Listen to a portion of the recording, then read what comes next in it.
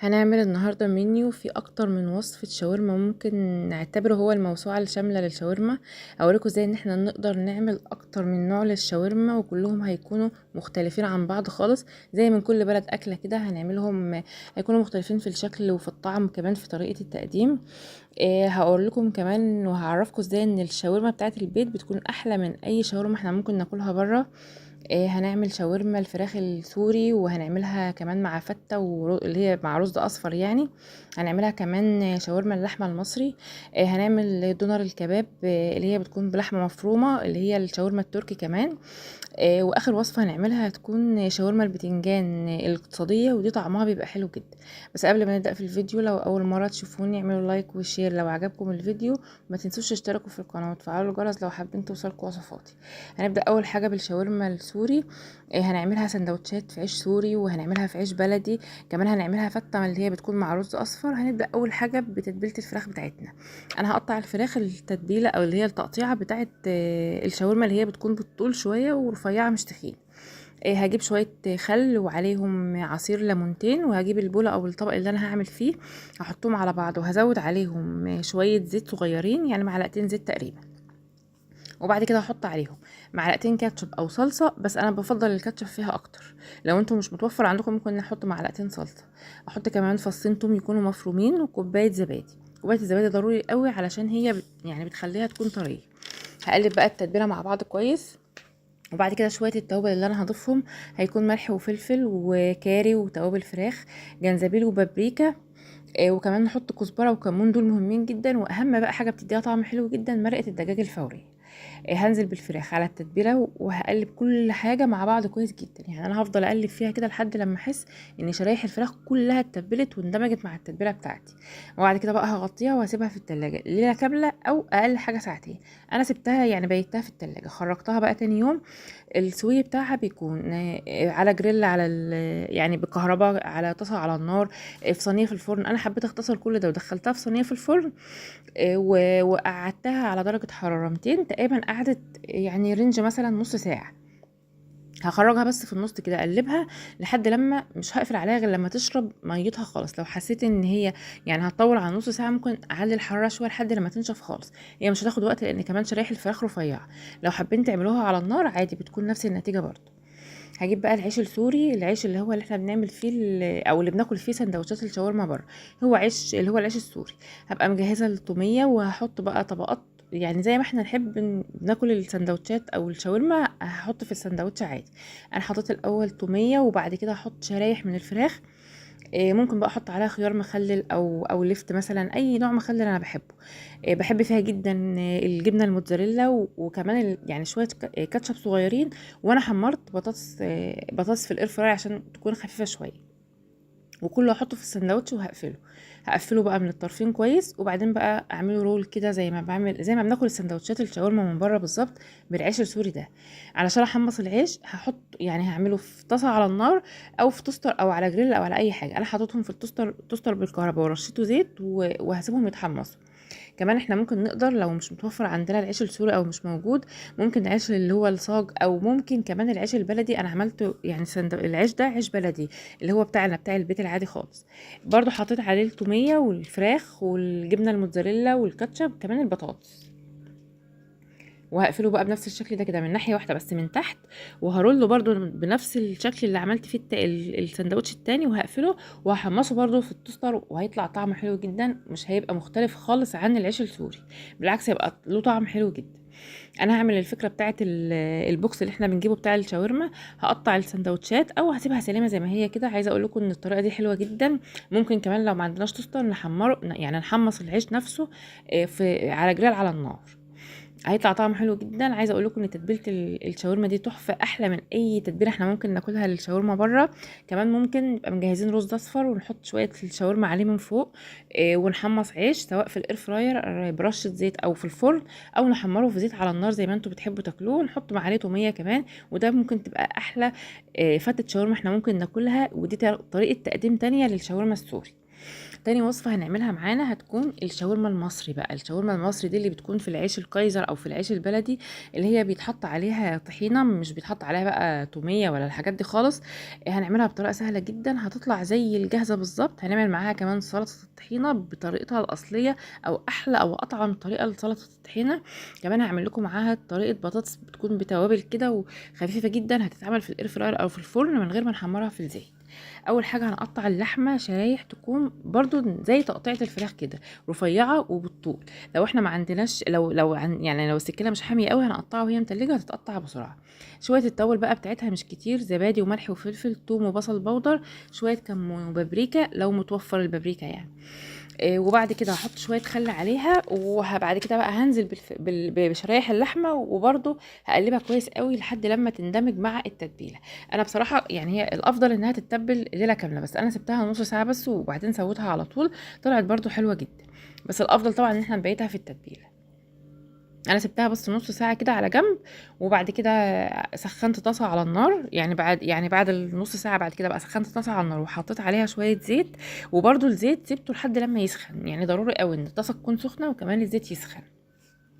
هنزل بقى بالشاورما، لازم الزيت يكون سخن عشان الشاورما تعمل الطشه بتاعتها دي، يعني تفضل تاخد صدمه، فتفضل محتفظه بالسوائل بتاعتها علشان ما تنشفش لما تستوي معايا. انا عايزاها تفضل طريه، فلازم تاخد الصدمه دي في الاول. بعد كده بقى بعد شويه هنحس انها نشفت من بره ونزلت ميه بسيطه خالص. هفضل اقلب فيها كده مثلا واسيبها ربع ساعه مع نفسها لحد لما اعمل سلطه الطحينه واقطع الخضار اللي انا هحطه عليها. هي الشاورما المصري بتتعمل يعني بيتقطع عليها بس بصل وطماطم، مش بحط عليها خضار تاني خالص. هقطع البصل والطماطم شرايح بالطول تقريبا شكل شرايح اللحمه اللي انا قطعتها، بنفس الشكل ده. وهعمل الكميه اللي انا عايزاها يعني على قد ما احب انا الخضار فيها. وبعد كده عشان اعمل سلطه الطحينه، انا هجيب معلقتين طحينه احط عليهم ملح وفلفل وليمون او خل، يعني ليمون او خل المتوفر عندنا يا ده، بس هي بالليمون بتكون احلى. هقلبها كده شويه، وبعد كده هنزل عليها بشويه لبن او زبادي برضو اللي متوفر عندنا، الاتنين بيبقوا حلوين جدا. وافضل بقى اقلب خالص كتير كتير، لو احتاجت نقطه ميه بزود نقطه ميه، لو ما احتاجتش خلاص. بعد كده بحط عليها فص ثوم مفروم وعود شبت واحد بس بقطعه كده تقطيعه صغيره، وتبقى هي دي احلى سلطه طحينه احنا ممكن ناكلها مع اي شاورما او اي مشاوي احنا بنعملها.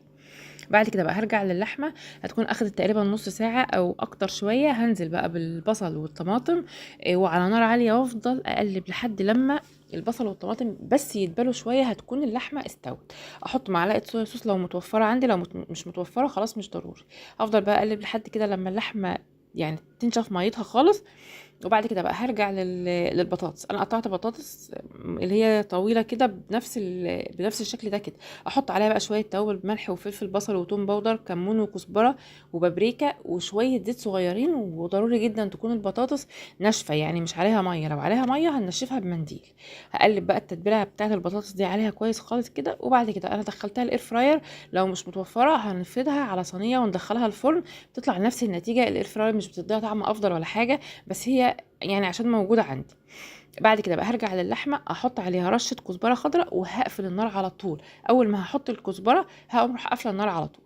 هجيب بقى العيش البلدي او الكايزر افضل، عشان هي بتبقى يعني غالبا بتتاكل بره في العيش الكايزر ده. احط بقى شويه من الشاورما وعليها شويه سلطه طحينه وخلاص. وهعمل بقى كل السندوتشات بنفس الشكل ده كده. دي احلى تتبيله للشاورما المصري احنا ممكن ناكلها، بتطلع فعلا زي اللي بره بالظبط. سلطه الطحينه كمان حلوه قوي قوي. البطاطس اخدت تقريبا نص ساعه في الاير فراير، وفي الفرن كانت هتاخد نفس الوقت برضو. لو عايزين تعملوها في الزيت اعملوها، الطريقه دي حلوه جدا جدا للبطاطس وللشاورما، جربوها.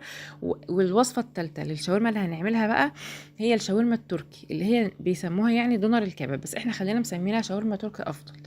هي بتكون شرايح لحمه رفيعه، بس اصلها مش لحمه، هي اصلا لحمه مفرومه. عليها بقى شويه توابل صغيرين وكوبايه زبادي بقى، مش بنضيف لها بقى لا توم ولا بصل ولا اي خضار خالص، بالعكس يعني هي بتكون شويه توابل مع كوبايه الزبادي بس. بتتاكل في سندوتشات ودي افضل طريقه ليها.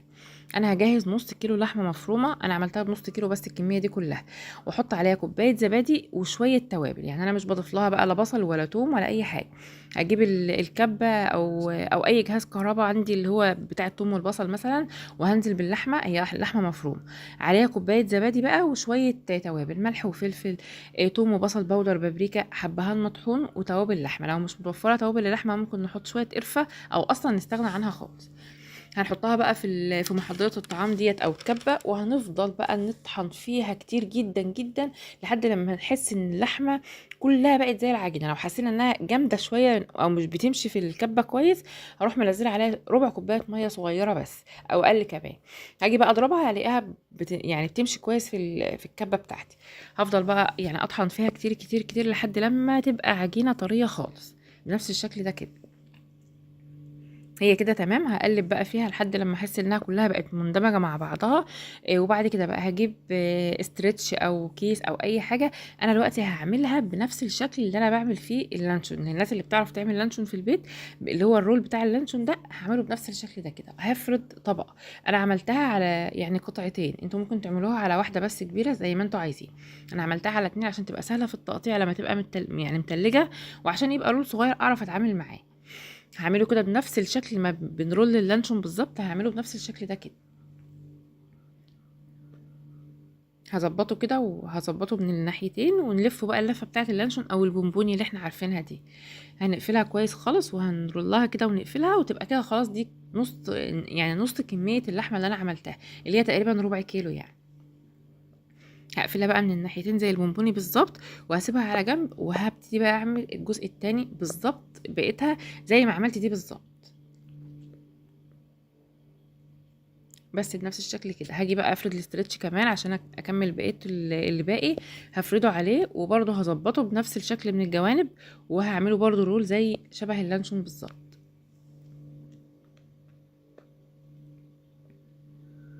هظبطه كده من الجوانب، وبعد كده بقى هروح اعمله بقى اللفه بتاعه اللانشون. بس عملت القطعتين دول بنص كيلو لحمه. انا لازم ان انا احطهم في الفريزر. يعني انا ظبطتهم وقفلتهم ودخلتهم الفريزر تقريبا يعني لحد الصبح او 12 ساعه عشان تمسك معايا واعرف بقى اقطعها. دخلتهم الفريزر، وبعد كده بعد 12 ساعه خرجتهم عشان اقطعهم بقى. انا هاخد جزء جزء منهم. هحاول ان انا اقطعه بالسكينه، يعني هخرجها بس لو حسيت انها جامده قوي هسيبها بس 5 دقايق يعني تفك. لا يعني حاجه بسيطه خالص، انا مش عايزاها تفك عشان اعرف اقطعها كويس. بنفس الشكل ده كده هجيب سكينه حاميه، واحاول ان انا اقطعها شرايح رفيعه قوي على قد ما هقدر. يعني كل ما هتكون الشرايح رفيعه كل ما هتكون طعمها احلى، لان هي اصلا مش بتاخد اكتر من دقيقتين بالظبط على النار. يعني كل دور هعمله هياخد بس دقيقتين من الناحيه دي ومن الناحيه دي. هحاول اقطعها شرايح على قد ما هقدر رفيعه، وبعد كده هسخن زيت على النار، احط زيت يبقى سخن، وانزل بقى بالشرايح دي. انا عملت رول منهم شرايح رفيعه. الرول التاني تخنتها شويه، حسيت ان الاتنين نفس الطعم، مش فارق كتير، بس هي اصولها انها تكون رفيعه شويه.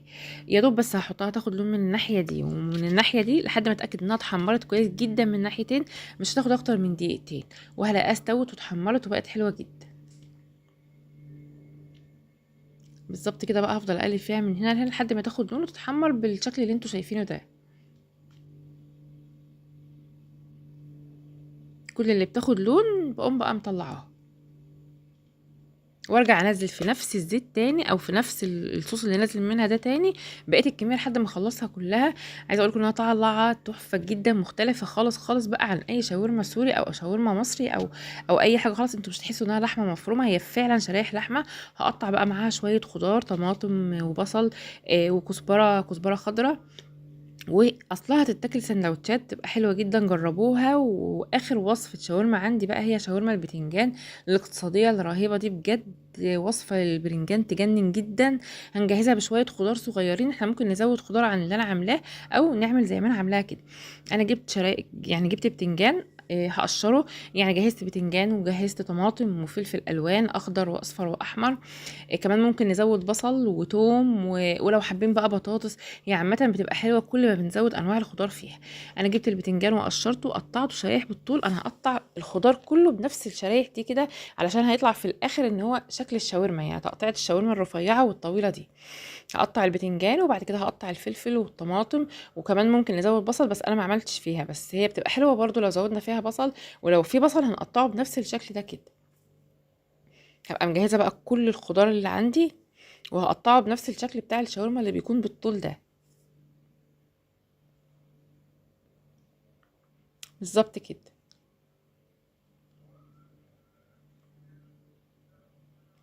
لما اخلص كل الخضار اللي عندي هسخن طاسه على النار. انا بقى احط فيها حبه زيت صغيرين خالص، انا مش عايزه اقلي بتنجان، انا بس عايزاه ياخد يعني لون كده ويطرى ويستوى شويه من الناحيتين. انا مش عايزه الوصفه تكون تقيله ويبقى فيها زيت كتير ونحمره، لا خالص، احنا ممكن نحمره بس هي كده اخف واحلى كتير. هي نقطه الزيت دي، وهنهدي النار ونسيبه لحد لما يدبل. لما هيدبل وياخد لون بسيط خالص، هنزل بقى عليه بالخضار، والميه اللي هتنزله اللي هتنزل من الفلفل الالوان ده، هي هتسوي البتنجان وهتخلي طعمه حلو جدا مع اللون اللي هو اخده. وبعد كده بقى احط التوابل ملح وفلفل وكمون وهقلب. لو احنا بنحبها سبايسي هنحط شويه شطه او هريسه شطه او فلفل احمر حراق عادي خالص. هنقلب بقى يعني ربع ساعه كده الحاجات دي مع بعض، وبعد كده هنزل بفص ثوم صغير. في الوقت ده بقى ممكن انزل بشرايح بصل وشرايح الطماطم اللي انا قطعتها في الاول، عشان انا مش عايزه الطماطم تستوي أوي، انا عايزاها يعني ايه تفضل ماسكه نفسها شويه عشان يعني ما تتهرسش معايا وتستوي. هنزل بقى بمعلقه طحينه صغيره خالص وشويه كزبره خضراء، واول برضو ما احط الكزبره الخضراء هروح قافله النار. جربوها وجربوا كل انواع الشاورما دي وقولوا لي رايكم فيهم ايه.